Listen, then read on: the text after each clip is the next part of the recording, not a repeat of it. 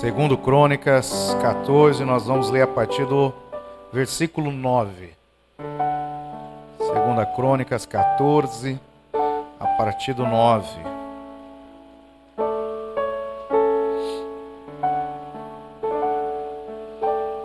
Segunda Crônicas 14, 9 diz assim: Zerá, o etíope,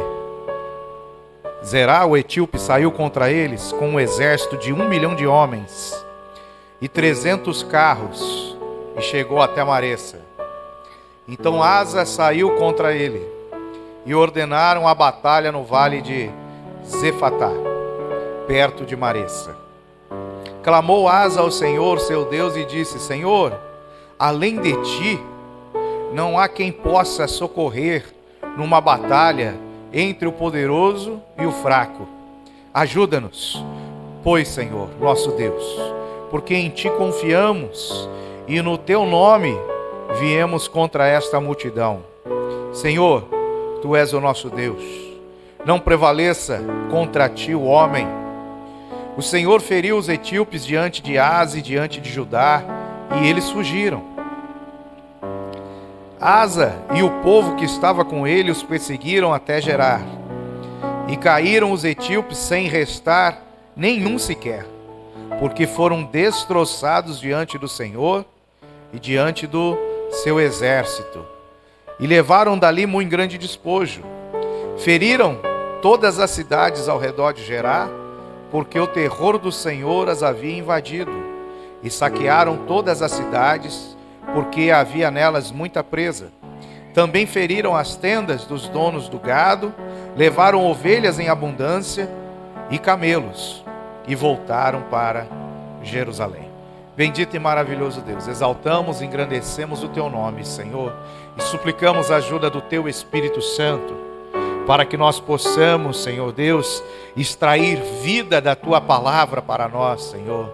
Que ela seja para nós, Senhor Deus, o firme fundamento, que ela seja, Senhor Deus, a nossa base, que ela seja a nossa direção, para que nós possamos, Senhor Deus, cada vez mais nos voltar para Ti. Nos abençoa, Senhor, nos cobre com o sangue de Jesus Cristo que foi derramado na cruz do Calvário, Senhor Deus, para que nós possamos permanecer na Tua presença. É o que nós te pedimos no nome do Senhor Jesus. Amém. Glória a Deus. Aqui nós vemos a história, uma pequena parte da história de um rei chamado Asa, rei Asa, que está na história dos reis de Judá. O povo de Israel foi dividido na época de Roboão, filho de Salomão. Saul, Davi e Salomão reinaram sobre Israel, sobre as 12 tribos. Porém, quando Roboão, filho de Salomão, assume, ele dá ouvido aos conselhos dos seus amigos jovens, ao invés de ouvir os anciões, as pessoas mais velhas, e o reino de Israel é dividido. Então passa a ter o reino de Israel com 10 tribos e o reino de Judá com praticamente 2 tribos. Então houve a divisão do reino. E a partir de então, tanto o reino chamado de Israel como o reino de Judá, eles passam a ter reis. Então Israel tem o seu rei, Judá tem o seu rei. Lembrando que Israel se voltou desde o começo, quando ocorreu essa divisão, para a idolatria. Israel se corrompeu totalmente. É difícil você achar um rei na história de Israel, dividido, que tenha se voltado e permanecido no Senhor. Já na linhagem dos reis de Judá, nós já vemos alguns reis que permaneceram fiéis ao Senhor ou que ficaram algum tempo fiéis ao Senhor. Nós temos aqui a história de Asa, que é um rei do reino de Judá. Vamos falar assim, o menor, ficou com 2 tribos, Benjamim e Judá. E a história desse rei Asa, ela começa muito bonita, é linda. Temos isso aqui tanto em 1 Reis capítulo 15, como agora em 2 Crônicas capítulo 14. Nós vemos falando a história desse rei Asa. E ele começa arrasando. Começa fazendo tudo aquilo que estava no coração de Deus. Ele luta contra a idolatria, contra pecados. Ele vai limpando o reino de Judá das coisas que não agradam a Deus, que são abominação para Deus. Porém, ele começa bem, porém, ele termina mal. Reinou cerca de 41 anos, e no final do seu reinado, no final ali da sua carreira, ele se revolta contra Deus, entra em rebelião contra Deus e morre com uma morte terrível. Porém, na maior parte aqui do seu reinado, ele fez coisas boas. A Bíblia, ela é linda porque ela mostra os acertos e os erros, para nos ensinar, que nós possamos tomar como exemplo a parte boa que os personagens viveram, e que nós possamos tomar como exemplo de não fazer a parte ruim que eles viveram também. Então nós temos aqui Asa, que no começo do seu reinado, rei de Judá, fez muitas coisas boas ao Senhor. Eu vou ler rapidamente aqui a partir do 14, verso 1. Abias descansou com os seus pais e o sepultaram na cidade de Davi. Abias era o pai de Asa, o rei. E em seu lugar reinou seu filho Asa, em cujos dias a terra esteve em paz 10 anos. Ele reinou 41 anos em Judá. 10 anos do reinado, houve paz na terra. Salomão, ele reinou, no seu reino houve paz, até que ele começou a se desviar dos caminhos do Senhor. Aí começou a vir desgraça sobre o reino. Povos se levantaram contra ele. Não muda. A Bíblia não muda, a história é a mesma. Então ele reinou, ele começou a fazer, verso 2. Asa fez o que era bom e reto perante o Senhor seu Deus, porque aboliu os altares dos deuses estranhos e o culto nos altos. Quebrou as colunas e cortou os postes ídolos. Ordenou a Judá que buscasse ao Senhor, Deus de seus pais, e que observasse a lei e o mandamento. Ou seja, o rei que tinha autoridade sobre o povo, foi lá e começou a acabar com todo tipo de culto pagão que tinha no meio do povo. Começou a tirar, e ele deu ordem. Ele era rei, ele tinha autoridade para tirar a vida das pessoas. Ele deu ordem, a ordem foi para que o povo buscasse ao Senhor e observasse, guardasse, praticasse a lei e os mandamentos de Deus. Uma autoridade falando para o povo. É a mesma coisa que o presidente da República chegasse hoje, falando, hoje a nossa lei é a palavra do Senhor nessa nação, nesse país. Eu ordeno que se cumpra a palavra do Senhor na íntegra nesta nação brasileira. Quem não cumprir vai ser penalizado. É a mesma coisa. Não é mais agora direito tributário, penal, civil, não. O que manda é a lei de Deus. Foi isso que esse rei fez.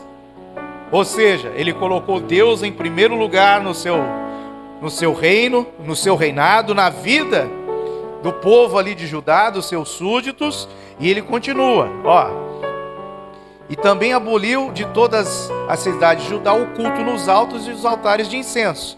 Olha o que aconteceu. E houve paz no seu reinado. Houve paz no seu reinado. Então, se nós formos aplicar isso para as nossas vidas, se eu começar a olhar para mim e começar a abolir os altares de deuses estranhos que tem no meu coração, se eu acabar com os cultos que não agradam a Deus, se eu destruir tudo aquilo que deixa o Espírito Santo triste comigo, eu vou alcançar paz. Eu vou alcançar paz na minha vida individual, vou alcançar paz dentro da minha casa, vou alcançar paz dentro do meu local de trabalho, eu vou alcançar paz em todas as áreas da minha vida. Por quê? Porque eu estou colocando o Rei dos Reis em primeiro lugar. Mas pastor, o que é isso? Aboliu os altares dos deuses estranhos, do culto nos altos, quebrou as colunas. O que isso tem a ver comigo? Aqui ele está falando de imagens, de escultura e de rituais que eram feitos para a adoração desses deuses estranhos. Então, as pessoas tinham imagens dentro de casa que elas adoravam, confiavam, conversavam com aquelas imagens. E isso era uma abominação para Deus. As pessoas tinham rituais que elas realizavam para adorar essas imagens, chamadas de deuses estranhos. E muitas vezes nós temos rituais nas nossas vidas, nós temos deuses estranhos que nós adoramos, porque a idolatria não é simplesmente eu ter uma imagem de escultura, algo que eu posso ver, tocar, e eu colocar o meu coração nela. Eu posso colocar meu coração em uma pessoa. Eu posso colocar a minha confiança, a minha esperança em uma pessoa, num ser humano. Eu posso adorar, idolatrar pessoas. Hoje, eu posso adorar, idolatrar entidades, time de futebol, qualquer coisa. São os deuses estranhos, são os altares que ainda existem dentro do nosso coração.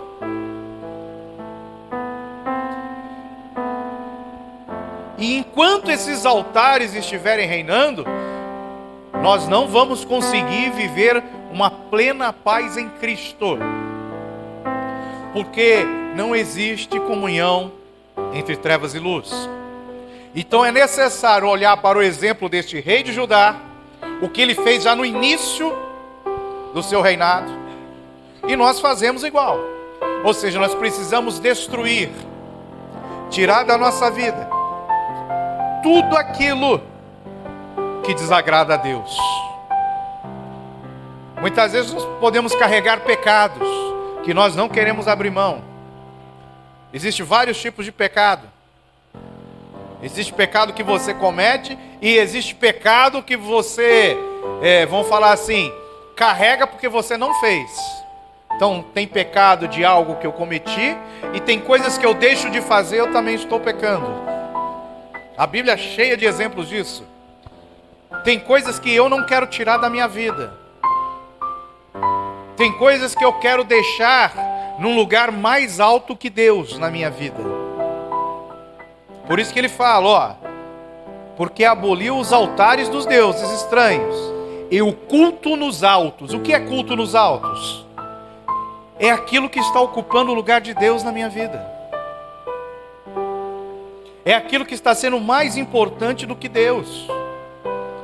E com Deus, a gente se relaciona através da palavra, da oração, do jejum e da comunhão. Da comunhão com Ele, da comunhão com os irmãos, do cuidado, do amor. Então, se tiver outras coisas ocupando mais tempo na minha vida do que Deus, eu estou oferecendo culto nos altos.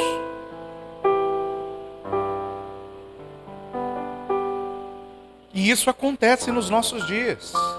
E isso é muito sério, é muito grave. Porque nós estamos vivendo na geração, hoje, a geração nossa aqui é a geração do tempo de Noé. É a geração do tempo de Ló. É uma geração que ela vai ser surpreendida pelo arrebatamento da igreja. Ela vai ser surpreendida porque vai vir uma desgraça terrível, diz a Bíblia, de uma forma que nunca se foi vista na história da humanidade e nunca mais se verá. De tão terrível que vai ser.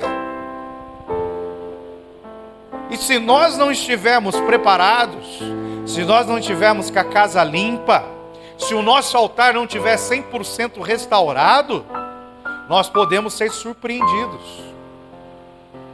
Então o exemplo deste rei é, começou o reinado, o correto é assim, aceitou Jesus, começa a arrumar a casa, começa a limpar, começa a tirar tudo aquilo que atrapalha o fluir do Espírito Santo.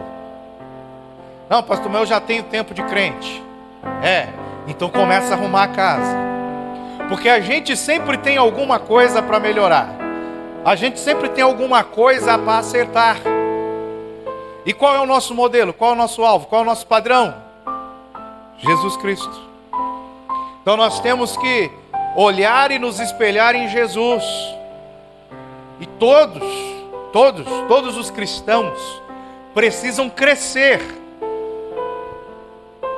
na graça, no conhecimento, precisam crescer espiritualmente para, no momento certo, alcançar a estatura do varão perfeito, a semelhança de Jesus Cristo. Então nós precisamos estar nessa busca contínua por melhorar, para nós nos parecermos com Cristo. E o legal é assim, nós somos voltados para resultado. O ser humano, desde pequeno, ele é ensinado a ser focado em resultado. Então nós queremos resultado, tudo tem que ter resultado. Então se eu faço alguma coisa, eu tenho que ter resultado. Eu tenho que ter uma forma de medir o resultado para ver se está dando certo. Nós trabalhamos assim. A nossa mente foi ensinada assim. Resultado. E como que eu vou saber se está tendo um resultado nesse processo de transformação da minha vida para eu me parecer com Cristo? Esse é simples. As pessoas que te conhecem, as pessoas que estão ao teu redor, as pessoas que convivem com você, vão te falar isso.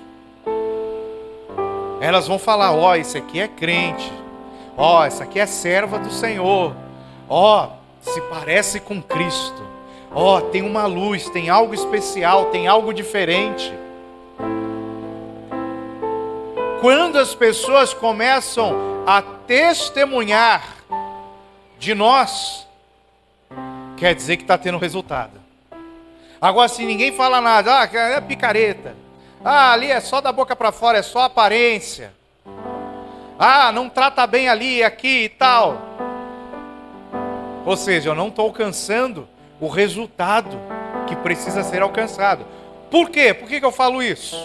Porque lá em Atos, depois que Jesus é assunto ao céu e a igreja começa a se mover no livro de Atos, os cristãos começam a evangelizar, ganhar almas, curar enfermos, expulsar demônios, e eles vão andando pelas cidades, pelas nações. Eles chegam em determinado lugar onde pela primeira vez eles são chamados de cristãos. Os discípulos de Jesus Cristo começam a ser chamados de cristãos. E o que significa ser cristão? A palavra cristão é pequeno Cristo. Ou seja, as pessoas olhavam ali para os discípulos, olhavam para aquelas pessoas e falavam, opa, esse aqui é um pequeno Cristo. Essa aqui é uma pequena Crista. Eles refletem, eles carregam Cristo neles. Esse tem que ser o nosso foco, o nosso objetivo. Quando os outros falarem, esse aqui é um pequeno Cristo, essa aqui, é uma pequena Crista, uma pequena cristã, aí nós vamos estar, alcançando resultáveis, agradáveis ao reino de Deus. Então a nossa vida, ela precisa refletir Jesus Cristo. E quando nós começamos a fazer esse processo de limpeza nas nossas vidas, como o rei Asa faz, nós vamos encontrar paz. E houve paz no seu reinado. Vai haver paz na minha vida. Vai haver a paz no meu casamento. Vai haver paz no meu relacionamento com os filhos. Vai haver paz em todas as áreas da minha vida. É uma promessa bíblica. Porém, se não houver essa limpeza, esse conserto, guerra. O inimigo vai se levantar e eu não vou ter paz para enfrentá-lo. Olha só. Quando nós lemos aqui esse capítulo 14, nós vemos Asa agindo, limpando, reestruturando, deixando tudo no padrão de Deus. E no verso 8 fala assim, né? E edificaram e prosperaram. Ó, paz. Você vai ali com a paz de Deus, você vai conseguir construir coisas e você vai prosperar em tudo que você fizer. E ele continua. Tinha Asa no seu exército 300.000 de Judá, que traziam pavês e lança, e 280.000 de Benjamim, que traziam escudo e atiravam com arco. Todos eram homens valentes. 580.000 homens de guerra no exército de Asa. Por quê? Porque ele arrumou a casa, ele fez um concerto com Deus. Não só ele fez um concerto com Deus, mas como ele levou todo o povo que estava debaixo da sua autoridade a ter um concerto com Deus. Então, Jacó fez isso. Jacó, quando deu um passo a mais na fé em Deus, ele pegou todos os seus familiares, seus filhos, esposa, falou: ó, vamos fazer um concerto agora com o Senhor. Arranca aí todos os pendentes, tudo aquilo que carregava imagem de outros ídolos, arranca. Agora nós vamos nos renovar com o Senhor. E o Senhor abençoou grandemente ele. Voltou em paz para casa. A história não muda, é a mesma nos nossos dias. Quando chega no verso 9, que é o texto que nós lemos no início, Asa estava em paz com o seu reino. Asa estava fazendo tudo de acordo com o coração de Deus. Tudo de acordo com o coração de Deus. Ele tinha paz. Ele estava edificando e ele estava prosperando. Aí quando você está fazendo tudo certo, o que acontece? O inimigo se levanta. E olha que interessante. Zerá, o etíope, saiu contra eles. A Etiópia, região de Cush, na África, é longe. Dá cerca aí de, vamos falar, andando rápido, de 3 a 6 meses que eles tiveram que se deslocar para chegar até lá. E eles deslocaram um exército para chegar até Judá. Olha o que ele fala aqui. Com um exército de 1 milhão de homens e 300 carros, chegou até a Maressa. Tinha 300 carros, carros de guerra. Em 300 carros não cabe 1 milhão de homens. Então eles tiveram que marchar com 1 milhão de homens, lá da Etiópia até Judá. Agora, como que você marcha com 1 milhão de homens, sendo que vai demorar alguns meses para você chegar, tendo que alimentar aquele exército de 1 milhão de homens, tendo que ter comida para 1 milhão de homens? Foi uma estrutura enorme que eles fizeram para chegar. E muitas vezes o inferno faz isso. Ele levanta uma estrutura terrível para chegar contra nós. Às vezes até nos surpreende. Só tem um detalhe. O inimigo, ele sempre vai se levantar contra as nossas vidas, diz a Bíblia. Porque no mundo nós teremos aflições. O que muda é a forma que nós vamos enfrentar ele. É a posição que nós estamos para enfrentar ele. Se eu tiver uma posição que eu tenho paz, que eu tenho um conserto com Deus, nesta peleja não tereis que pelejar. A palavra que foi dita a Josafá. Que é a mesma coisa que nós vamos ver aqui em Asa. Porque neste momento, do versículo 9 ao 15, o inimigo se levanta quando Asa está debaixo da paz de Deus. Vamos falar assim, ele está juntinho de Deus, ele está abraçado com Deus. Ele arrumou a casa, fez tudo do agrado de Deus. Aí quando nós estamos na posição correta, com a postura correta, quando nós estamos, vamos assim dizer, alegrando a Deus, porque nós podemos entristecer, diz o apóstolo Paulo. As nossas atitudes, palavras, pensamentos podem entristecer o Espírito Santo. O Espírito Santo pode ficar triste nas nossas vidas. Porém, nossas atitudes podem deixar Deus alegre. Então, nesse momento, o inimigo se levanta, porém, Asa está cheio de Deus. Agora nós vamos entender as atitudes que ele teve. Nesse momento que ele estava, vamos falar assim, cheio do Espírito Santo, estava deixando Deus alegre com ele, por causa do conserto, da restauração, da mudança que ele colocou no próprio reino, na própria vida dele. Vamos ver o que acontece.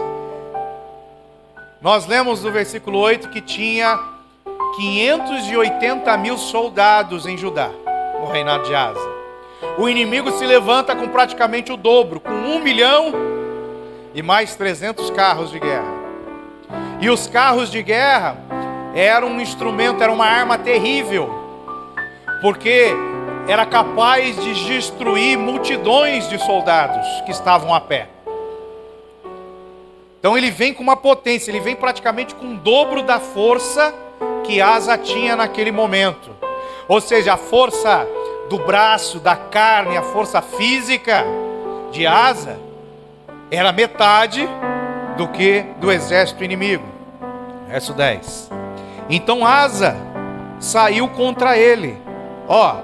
O inimigo saiu contra Asa, saiu contra Judá, se levantou. O que tem que fazer? Ai, tadinho de mim, vou morrer. Eles vêm com o dobro, é muito mais poderoso. Acabou, não tem mais chance. Vou me esconder. Não, o que ele está falando é assim, o inimigo saiu contra mim, agora eu vou me levantar e vou contra o inimigo. Eu vou atacar. Porque além do escudo da fé, nós temos a espada do Espírito, que é a palavra de Deus. E se eu não usar a espada, se eu não me levantar contra o inimigo, ele me vence, ele derrota. Então quando nós estamos cheios de Deus, cheios da paz de Deus, por causa do concerto que nós fizemos com Ele, do compromisso que nós assumimos com Ele, quando nós estamos cheios, o inimigo levanta, mas nós não ficamos parados. Nós nos levantamos também. E nós não levantamos para esperar, não. Nós vamos de encontro a Ele. Porque a Bíblia fala: resisti ao diabo e ele fugirá de vós. Eu não posso simplesmente ficar levando pancada a vida inteira. Estou sofrendo depressão, estou sofrendo doença, estou sofrendo, portas não abrem. Enquanto você ficar sentado e acomodado, o inimigo triunfa. Uma hora que você se levanta, toma uma posição e se lança contra essa situação, quando você começa a usar a espada do Espírito, o inimigo vai ser derrotado. Ele vai bater em retirada. Então Asa saiu contra ele e ordenaram a batalha no vale de Sefatá, perto de Maressa. E olha que interessante, o nome Asa significa médico. O nome Asa significa médico. Guarda isso aí. O nome Asa significa médico. Zerá, que é o etíope que saiu com 1 milhão de soldados contra Asa, o nome dele significa crepúsculo. O que é o crepúsculo? É aquele momento entre o nascer do sol ou o pôr do sol, onde a luz vai se diminuindo, onde vai ter a transição. Ou você vai entrar nas trevas, ou você vai entrar no dia. Então crepúsculo é um momento de transição que marca, biblicamente falando, o fim de um ciclo. Que neste caso era o início de possíveis trevas. Então o crepúsculo pode ser no final do dia ou no começo do dia. Então esse homem, Zerá, que o nome significava crepúsculo, foi contra Asa para trazer trevas sobre eles. Para trazer trevas. O Vale de Zefatá, onde eles saíram, versículo 10, significa torre de vigia. Torre de vigia. Então foi escolhido um local para ter essa guerra. Asa, o médico, foi enfrentar o crepúsculo, que era o início das trevas, em Zefatá, na torre de vigia. A Bíblia é toda profética. O que isso significa? Que nós vamos vencer o inimigo na torre de vigia. O que é a torre de vigia? Lugar de oração. Lugar de vigiar e orar sem cessar. Nós vamos vencer o inimigo orando, declarando a palavra, usando a Bíblia, a espada de Deus. É a única forma. Quando você está cheio do Espírito Santo e o inimigo se levanta, nós não vamos lutar no território dele. Nós vamos lutar no nosso território. Porque o território, ele é feito através de oração.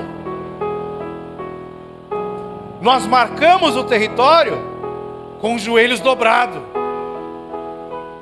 E quando esse cenário é feito, a única coisa que o inimigo vai fazer, vai fugir de nós. Olha o que ele fala. Clamou Asa ao Senhor. Ele não está ali em Zefatá, torre de vigia. Torre de vigia é lugar de oração. Está lá o rei com 580 mil soldados armados, prontos para a batalha, de frente para o exército inimigo.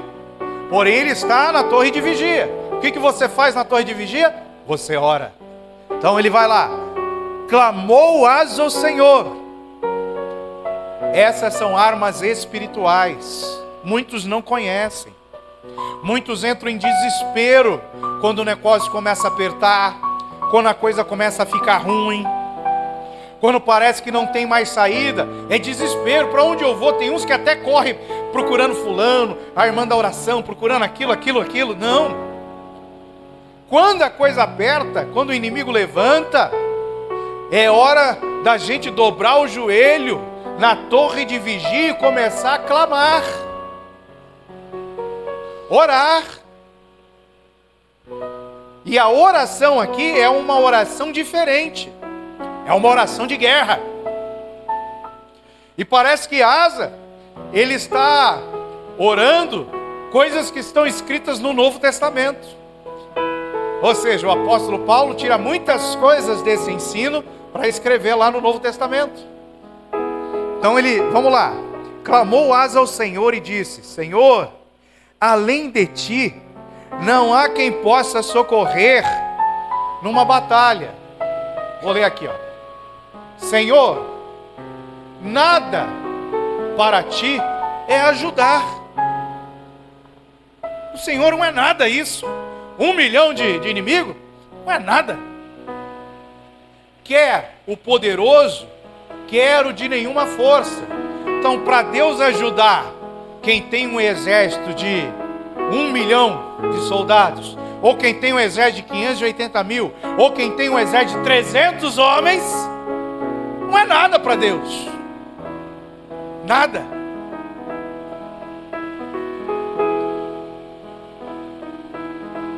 Ajuda-nos, pois, Senhor, nosso Deus, porque em Ti confiamos.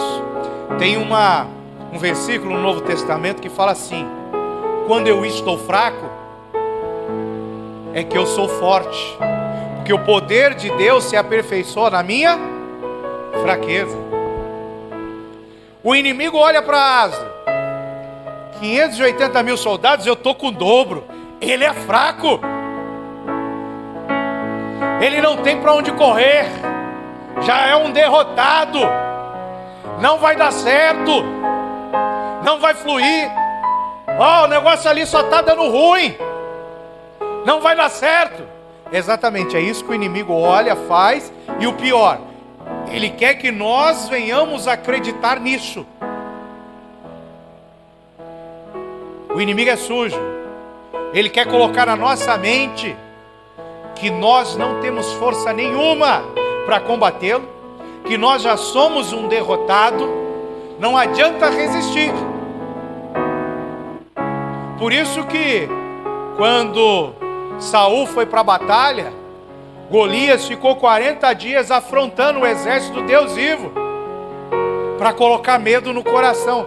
Vocês não são nada, vocês são menor quantidade, vocês não têm poder, nós nascemos na guerra, somos treinados, vocês são camponeses, estão derrotados. E o povo ficou 40 dias com medo.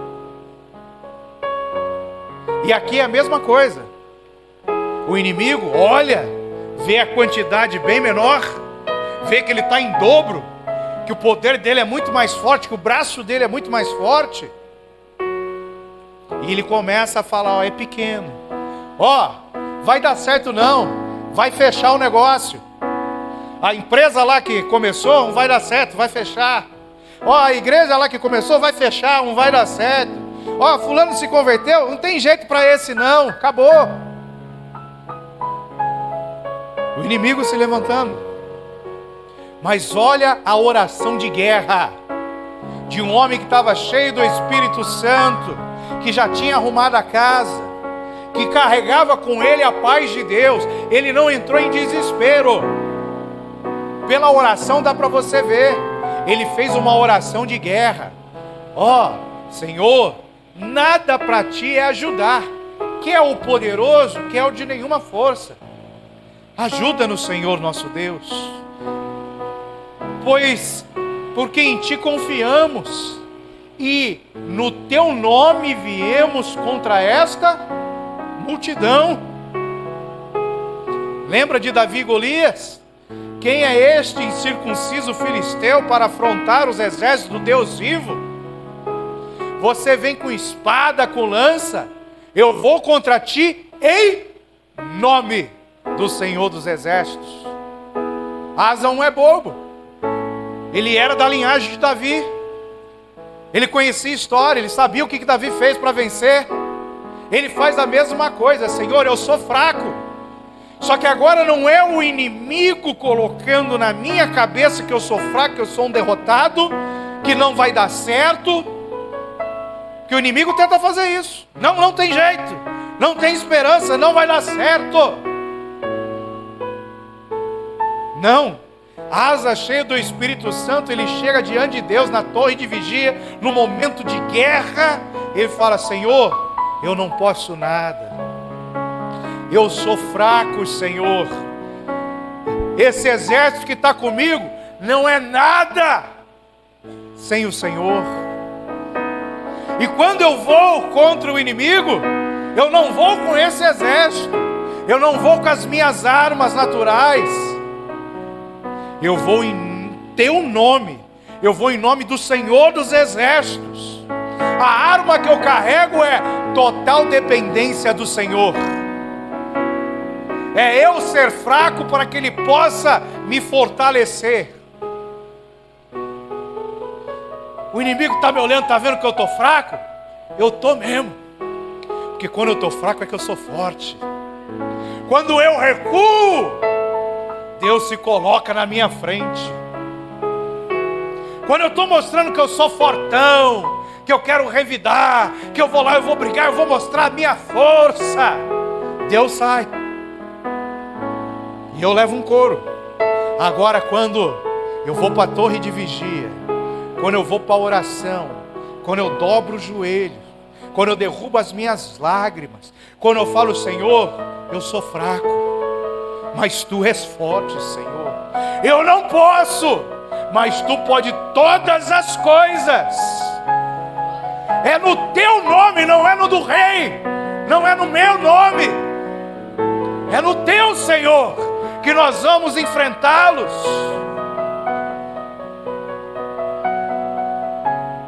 E a confiança em Deus não está apenas em palavra. Aqui, diante do exército, ele faz essa oração e fala: confiamos em ti. Mas antes dele falar, ele demonstrou. Ele pegou o exército dele em menor número, foi para frente de batalha, ficou à frente do inimigo, sabendo que seria derrotado se ele fosse pela força do seu braço. O que ele quis dizer? Senhor, confiamos em ti. Quando ele toma essa atitude de sair contra o inimigo, sem força, sem poder, ele está dizendo: Senhor, confiamos em ti. Não sei quantos milhões que se levantaram na época de Josafá. Josafá, rei de Judá, com um exército bem menor. O povo veio, multidões, milhões, diz a Bíblia, contra eles. Josafá foi para a torre de vigia, chamou o povo para orar e jejuar. Na torre de vigia é Bíblia, oração e jejum. Depois de orar, jejuar, declarar a palavra, ele levanta o povo, o exército, vai para frente de batalha, formiguinhas diante de elefantes. A Bíblia fala que eles começaram a adorar. Porém a história judaica diz, não está na Bíblia, é história, que Josafá pegou as crianças do reino, colocou na frente do exército dele, do exército de Judá, diante dos milhões de inimigos que estavam à frente, e as crianças começaram a marchar na frente do exército de Judá. Por quê? Porque eles confiavam totalmente em Deus. E não foi só palavra, foi atitude. Então a atitude de Asa justifica a fala dele na oração, na torre de vigia. Senhor, nós confiamos. Confiamos a tal ponto que nós não vamos baixar a cabeça para o inimigo.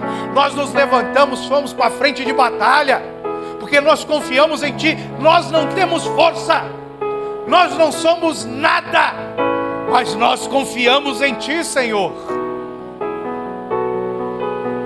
E é no Teu nome, Senhor, é no Teu nome que viemos contra esta multidão. Senhor, Tu és o nosso Deus. Tu és o nosso Deus. Não prevaleça o homem contra ti. Ó, o que ele está falando? O homem se levantou contra a sua vida? Se levantou contra a minha vida? Ele pode até prevalecer contra mim, que a Bíblia fala que o homem pode matar o nosso corpo, mas ele não tem poder para colocar a nossa alma no inferno. Eu posso até morrer, como morreram os cristãos na arena, degolados, comidos por leões. Posso até morrer, pode matar o corpo, mas não pode tirar o meu lugar no céu. Diz a história que quando os cristãos eram jogados na arena, as feras iam lá e devoravam o corpo, porém a cabeça ficava intacta. Aí Nero mandava trazer a cabeça, porque ele não acreditava naquilo que o pessoal falava. Aí ele pegava a cabeça dos cristãos e olhava, só tinha a cabeça, o corpo já tinha sido tudo comido pelas feras, o povo estava lá. A expressão era de sorriso, de alegria e de paz. Uma pessoa devorada por um animal, morta, mutilada, a expressão era de paz, era de alegria. O homem pode até tentar tocar no nosso corpo físico, mas não pode tocar na nossa alma e no nosso espírito. Nada nos separará do amor de Deus, nem a morte física. Então, quando o homem se levanta contra nós, como uma situação se levanta contra nós, o apóstolo Paulo já deixa isso um pouquinho mais esclarecido. Não é esse coitado, pobre, miserável, que se levantou contra a nossa vida. São demônios que estão influenciando eles. E muitas vezes esse pobre coitado que se levanta contra nós, que somos filhos de Deus, se diz cristão. Só que ele precisa entender: nós somos filhos de Deus. Eu tive uma infância na rua. Na minha época, eu ficava na rua. Brincava na rua, ficava o dia inteiro na rua.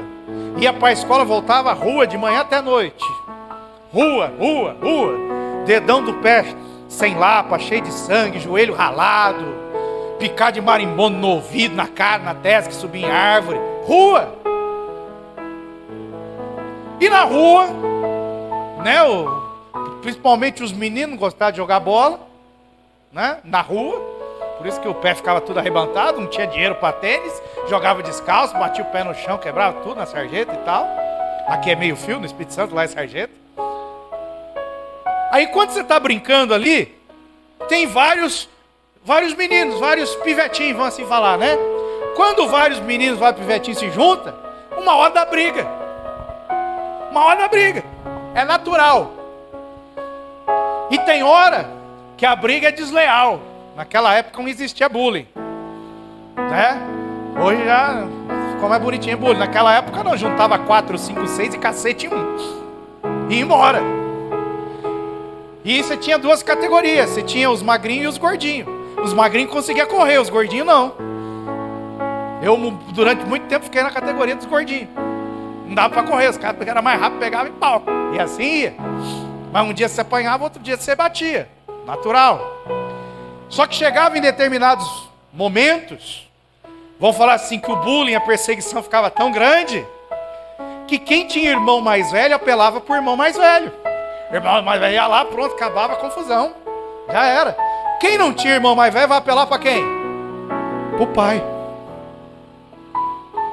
Quantas vezes eu tive que apelar? Pai! Meu pai saía correndo, saía ali no portão, pronto, acabava a confusão. Tá. Você apelava para o pai. E aqueles que se levantam contra nós, se nós ficarmos na posição de filhos de Deus, nós podemos clamar para o Pai. E não vai ser contra nós que eles vão lutar, é contra o Pai. E o Pai nunca nos abandona. O Pai, Ele nunca perde uma batalha. É só o Pai chegar, tum! Pronto, o inimigo corre, foge.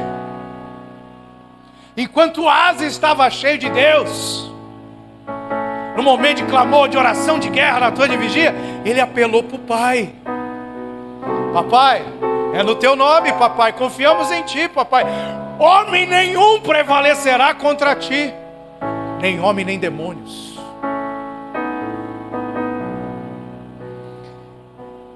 E o Senhor feriu os etíopes. Ó, o Senhor feriu 1 milhão de pessoas. Eu não sei quantos anjos ele mandou, porque na época do rei Ezequias lá, um anjinho, um anjo mensageiro. Nós temos categorias de anjo. Temos serafim, querubim, temos arcanjo, temos anjos mensageiros. Deles 7 ministram diante do trono de Deus. Um deles é Gabriel. Nós temos anjos. A Bíblia fala que um anjo, não era serafim, querubim, arcanjo, nem seres celestiais. Um anjo, mensageiro. Matou 185 mil homens. Um anjo. Um anjo. Quem está falando? Ó, Asa pegou o exército, foi para frente de batalha, exército inimigo, 1 milhão de soldados. O Senhor não foi o exército de Judá. Eles não moveram um dedo até esse momento. A única coisa que eles moveram foi a oração, foi o clamor, foi a confiança. Eles invocaram o nome que é sobre todo nome. Quando eles fizeram isso, o Senhor feriu os etíopes diante de Asa e diante de Judá, e eles fugiram. Pai, Ô pai, ó, estão querendo me bater, pai. Mesma coisa. Aí o pai aparece no portão. Bota carinha lá. A Asa tá aqui, pai, estão querendo nos bater. Aí Deus aparece no campo de batalha. Bota o rostinho. O que acontece? Eles fugiram. Eles fugiram. Resistiu ao diabo e ele fugirá de vós. Como que eu resisto? Na torre de vigia, com oração, clamando, confiando 100% em Deus. Porque ele fala, ó, tudo que pedires crendo, ele vai conceder. Então não adianta. Teve pessoa que chegou para mim, pastor, eu preciso ser curado. Eu falei, você crê? Eu creio. Ora por mim. Mas se um der certo, depois ora de novo. Eu falei, não dá. Como que, se a pessoa já está pedindo, fala que crê, mas na mesma hora fala que não crê? Não dá. Isso não é confiar em Deus. Confiar em Deus é crer.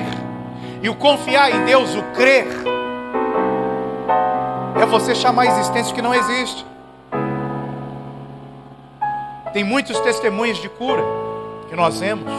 Pessoas que estão acamadas, estão num leito de hospital, não conseguem nem ficar em pé direito. Elas recebem uma palavra, elas leem a Bíblia, uma palavra toca nelas, elas simplesmente levantam da cama e começam a andar. Não consegue se mexer direito, mas está andando. Está toda arrebentada. Se você passar o raio-x nela, você vai ver que ela continua toda arrebentada. O que você está fazendo? Estou curado em nome de Jesus Cristo. Pessoa, problema no coração, já estava raquítica em cima da cama, não tinha mais jeito, tinha que fazer um transplante, estava morrendo. Levanta da cama e começa a andar, bota uma roupa, vai para a rua, procurando uma igreja. Os familiares, sabe o que você está fazendo? Você está doido, tem que voltar para a cama. Estou curado em nome de Jesus Cristo. Você não está conseguindo nem andar direito. Estou curado em nome de Jesus Cristo. Foi passando o tempo, foi ganhando peso, foi aumentando, voltou no médico. Ué, cadê o coração ruim? Tem outro coração aí? Não foi a oração poderosa do profeta, foi a fé. E a fé, elas têm que ser demonstradas com atitudes. Ela confiou em Deus. Estou curado pelo poder da tua palavra. É fé. E Efésios 4 fala, eu dou uns como apóstolos, profetas, evangelistas, pastores e mestres, para que nós possamos crescer na fé.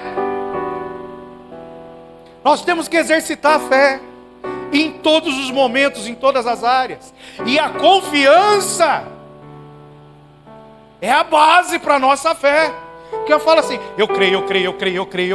Tá, você vai se convencer que você creu. Não quer dizer que você confia. Porque quando você confia, além de crer, você entrega. Você começa a viver com atitudes que justificam a sua crença. Então, o Senhor feriu os etíopes diante de Asa e diante de Judá, e eles fugiram. O que eu quero dizer para vocês é o seguinte, eu ia pregar outra coisa hoje, mas Deus está falando, tem coisas se levantando contra a sua vida. E quando bota a vida, aí pode botar qualquer área, espiritual, emocional, sentimental, familiar, financeira, não interessa. Tem coisas se levantando. Tem. Glória a Deus por isso. Ele não fala tudo dai graças? Por que você está reclamando? Glória a Deus por isso. Está levantando. Mas é aquele jargão, né? O inimigo levanta para cair. Por quê? Quando ele se levanta, eu já estou de joelhos. Eu estou na torre de vigia. É interessante, quando Deus manda a gente entrar num jejum mais profundo, às vezes a gente até fica brigando com Deus. Agora não dá, está difícil e tal. Mas quando Ele manda, Ele fala, você vai entrar numa comunhão maior comigo. E o jejum e a oração e a palavra nos levam a uma comunhão maior com Deus. Você não sabe por quê. Pelo menos comigo. Às vezes que eu entro em algo mais profundo, desgraças acontecem. Meu pai morreu. Membros da igreja que morreram. Familiares meus morreram e estão morrendo. Descobri hoje, botei até no grupo lá de oração.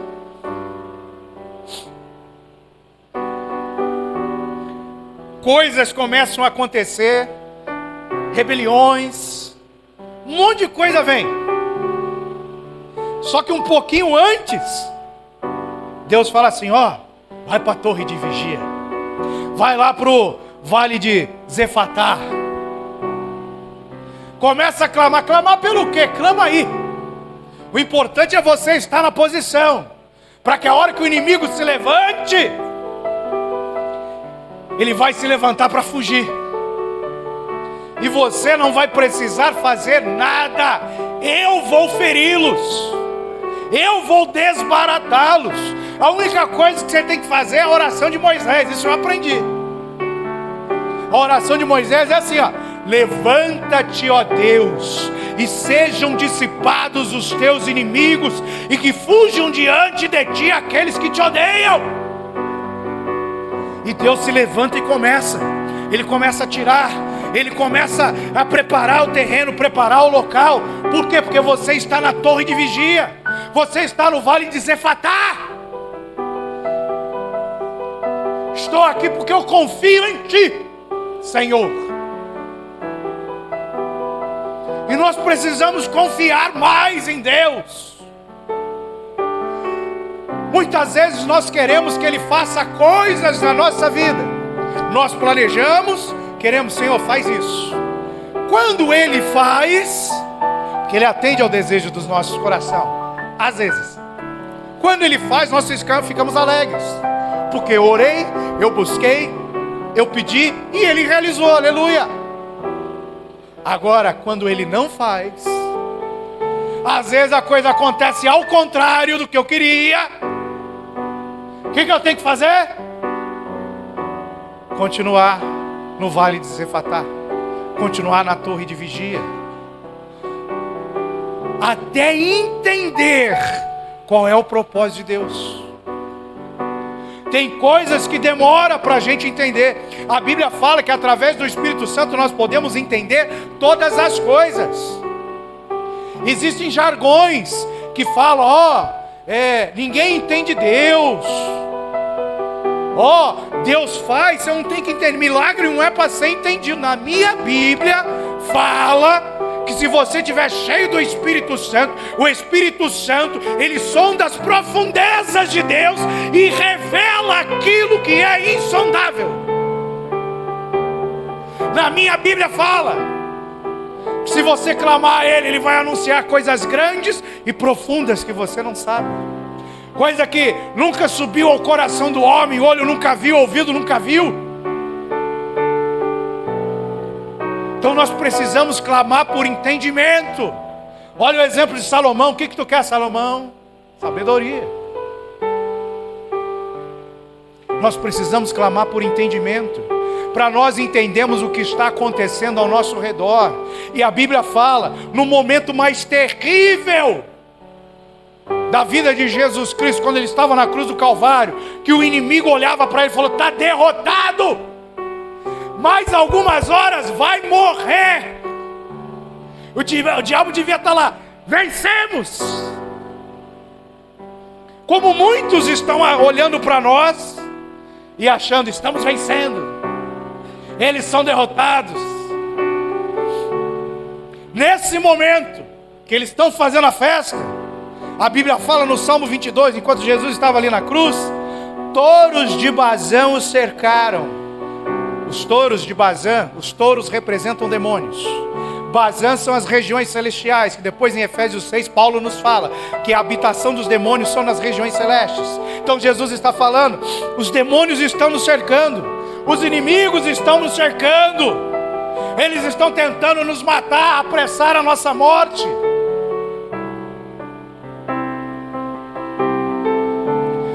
Mal sabem eles que enquanto Jesus estava ali pendurado na cruz, aquilo não era uma cruz, diz o Salmo 68, aquilo era uma espada fincada na cabeça da caveira. Enquanto eles estão achando que nós estamos morrendo, é que nós estamos exalando vida, que nós temos Jesus Cristo, nós temos o Pai.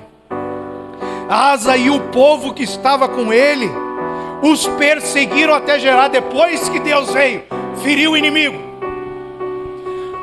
Deus botou medo naquele que é o autor do medo. Depois que deixou o inimigo com medo, Asa e o povo foram atrás deles. Porque sabe o que eu tenho que fazer com coisa ruim? Exterminar. Eu tenho que acabar, tanto na minha vida, na vida da minha família. Eu não posso aceitar nada que vá contra a palavra de Deus. Nada, nada. Então o povo que estava com ele os perseguiram até Gerar. E caíram os etíopes, sem restar nenhum sequer. Morreram 1 milhão de inimigos que se levantaram contra o povo. E olhem, não foi Asa que provocou a guerra. Foi o inimigo que veio contra Asa para roubar as riquezas do reino de Judá. O inimigo vem nas nossas vidas para roubar as nossas riquezas, roubar os nossos filhos, roubar a nossa saúde, roubar o dinheiro que Deus coloca na nossa mão, que é dele, não é nosso. Vem para roubar tudo que Deus nos dá. Se nós ficarmos parados, ele vence. Agora, quando nós abrimos nossa boca, quando nós tomamos uma posição, quando nós nos levantamos contra ele, não na nossa força, mas em nome do Senhor dos Exércitos, os inimigos vão cair. E tudo aqueles que eles carregavam, presta atenção, tudo que eles carregavam, caíram sem restar um sequer, porque foram destroçados diante do Senhor e diante do seu exército, e levaram dali muito grande despojo. Lembra que eu comecei falando? Eles vieram da Etiópia, cerca de 3 a 6 meses, naquela época não tinha carro, trem, avião, cerca de 3 a 6 meses, 1 milhão de homens, atravessando várias nações, lá de baixo da Etiópia, de Cush, na África, até chegar ali no Oriente Médio, onde estava Judá. Meses, milhões de homens caminhando, precisavam comer, precisavam se alimentar. Eles carregavam consigo uma grande quantidade de ouro, prata, de alimento. Eles carregavam rebanhos.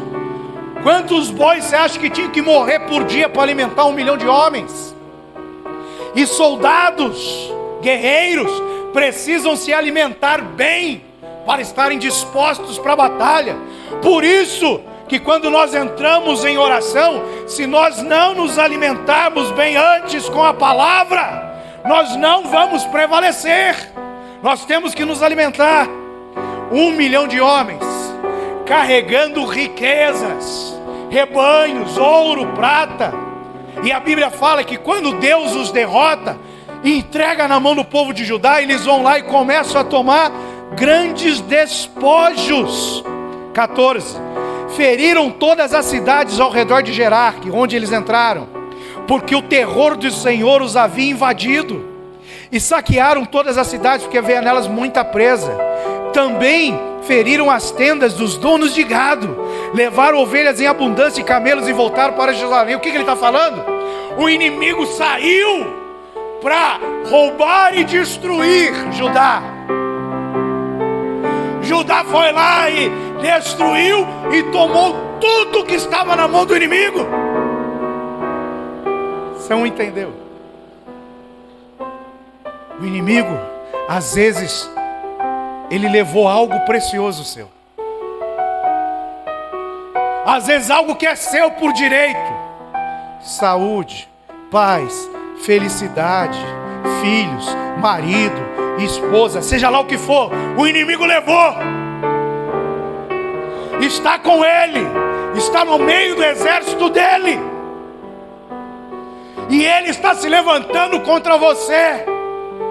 Que a Bíblia está falando, chegou a oportunidade de você se levantar da forma correta contra o inimigo e tomar de volta aquilo que ele te roubou. Quando você vence, você toma de volta aquilo que é seu e vai vir outros tesouros juntos.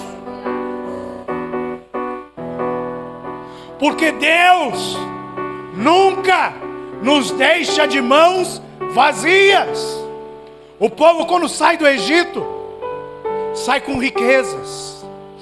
O povo, quando sai dessa guerra, sai com riquezas. Josafá, quando saiu da guerra, saiu com riquezas. Por quê? Porque é com essas riquezas que nós vamos adorar a Deus. Senhor, eu não tenho prata, eu não tenho ouro. Meu filho, minha filha está na mão do diabo. Eu vou agora, Senhor, para a torre de vigia, para o vale de Zefatá. Vou clamar porque eu confio em Ti. No Teu nome eu vou contra eles. E eu sei que o Senhor vai derrotar os inimigos. E o meu filho, a minha filha que estão presos na mão deles, eu vou os tomar de volta. Aí parece que Deus está ouvindo e fala assim: para quê, filho? Para que você quer eles de volta? Para consagrar a Ti, Senhor. Senhor, o inimigo levou minhas riquezas, meu trabalho, levou tudo que eu tinha. Vai para o vale de Zefatá. Deus vai entrar na peleja e vai te dar a vitória. Você vai tomar tudo de volta e muito mais. Aí eu ouço Deus falando: para que, filho? Para que, filha? Para eu poder consagrar a Ti, Senhor. Para eu poder Te adorar com isso. Para eu poder Te adorar com os meus filhos, com a minha saúde, com a minha felicidade que o Senhor está restaurando. Faça o teste. Como diz a Bíblia, faça a prova do Senhor. Faça como Ana: Senhor, se Tu me deres um filho, aquilo que o diabo travou de acontecer, roubou o meu direito de engravidar e de ser mãe, se o Senhor me der, ela foi para o vale de Zefatá, foi clamar, foi orar. Se o Senhor me der, eu devolvo para Ti. Ele vai sair das mãos do diabo e eu vou entregar nas Tuas mãos, Senhor. Sabe o que é isso? É um plus, é uma motivação, é algo a mais para Deus, vamos falar assim, agir mais rápido na sua vida. Senhor, perdi tudo, dinheiro, me restaura, traz de volta. Vai para o vale de Zefatá, Deus vai entrar na peleja, tudo vai ser restaurado. Aí você ouve Deus falando assim: para que, filho? É para eu ofertar a Ti, Senhor. Perdi R$1 milhão. Já perdi 30 mil já. Senhor, traz de volta. Para quê, filho? Aí vem a parte que dói. Para eu ofertar para Ti, Senhor. Eu já perdi. O Senhor vai me trazer de volta e muito mais. Eu vou ofertar, eu vou Te adorar com aquilo. Faça o voto. Experimenta. Isso é para qualquer área, para qualquer coisa. Serve para ser humano, exemplo de Ana. Serve para bens materiais. Serve para caráter, serve para tudo. Fala: Senhor, se o Senhor me der, se o Senhor trouxer de volta, eu vou ofertar a Ti, eu vou consagrar a Ti, é Teu. Você vai ver o milagre acontecer. Amém? Vamos ficar de pé, vamos orar. Glória a Jesus.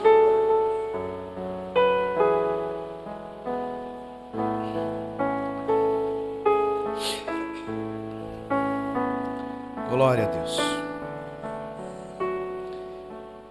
Veio o Espírito de Deus sobre Azarias, filho de Oded. Este saiu ao encontro de Asa e lhe disse: ouve-me, Asa, e todo Judá, depois dessa vitória, e Benjamim. Agora o profeta fala: o Senhor está convosco, enquanto vós estáis com Ele. Se o buscardes, Ele se deixará achar, porém se o deixardes, vos deixará.